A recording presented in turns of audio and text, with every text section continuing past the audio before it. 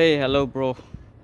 শুনা তোমালোকৰ যেতিয়া এপ্ৰেজেল চাইকেল চলিব তেতিয়া তোমালোকৰ টাউন হল মিটিংছ হ'ব বা তোমালোকৰ ওৱান টু ওৱান কলছ হ'ব মেনেজাৰৰ লগত বা তোমালোকৰ বছৰ লগত বা মেনেজমেণ্ট টীমৰ লগত তেতিয়া তোমালোকক এটা কথা ক'ব যেতিয়া তোমালোকে নিজৰ কেৰিয়াৰ গ্ৰথৰ কথা সোধা বা তোমালোকে হাইকৰ কথা সোধা তেতিয়া তোমালোকক এটা কথা ক'ব যে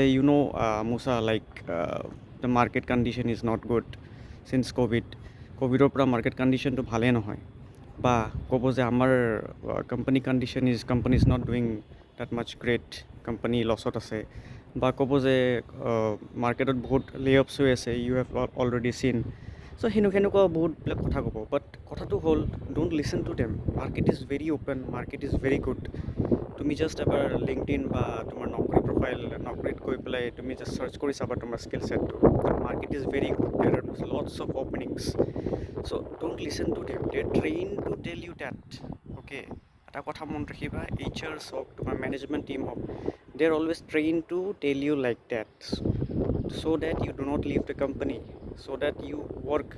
at a lower pay scale সেইটো কাৰণে সিহঁতৰ কথা নুশুনিবা market is bad for them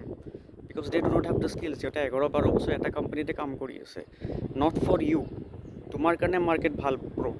এইটো কথা অলৱেজ মনত ৰাখিবা চ' টেক কেয়াৰ